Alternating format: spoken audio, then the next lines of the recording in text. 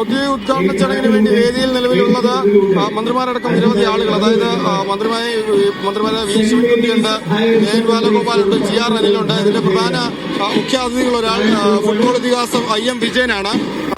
ഈ brand ambassador Sanju സാംസണാണ്. Goodwill ambassador Keerthy സുരേഷാണ്. പക്ഷേ അസൗകര്യങ്ങൾ കാരണം ഇരുവരും ഇവിടേക്ക് എത്തിച്ചിട്ടില്ല. ഈ ദീപശിഖ തെളിക്കുന്നത് IM വിജയനും മന്ത്രി വി ശിവൻകുട്ടിയും ചേർന്നാണ്. ഇവർ രണ്ടുപേരും ഇവർക്കൊപ്പം ഒരു വിദ്യാർത്ഥി കൂടി ഉണ്ടാകും. ഇവർ മൂന്നുപേരും ചേർന്നാകും ഈ ഗ്രൗണ്ടിലേക്ക് എത്തുന്നത്. ദീപശിഖ തെളിയിക്കുക. ദീപശിഖ റാലി രാവിലെ ആരംഭിച്ചിരുന്നു. ഒപ്പം തന്നെ സ്വർണ്ണക്കപ്പുമായുള്ള ഘോഷയാത്ര അടക്കം രാവിലെ ആരംഭിച്ചിരുന്നു. ഏതായാലും അല്പസമയത്തിനുള്ളിൽ CM എത്തുന്നതോടുകൂടി തന്നെ ഈ മാർച്ച് മാസം അവസാനിക്കുമ്പോൾ തന്നെ CM അതിനോടകം തന്നെ എത്തിച്ചേരുമെന്നാണ് നമ്മൾ മനസ്സിലാക്കുന്നത്.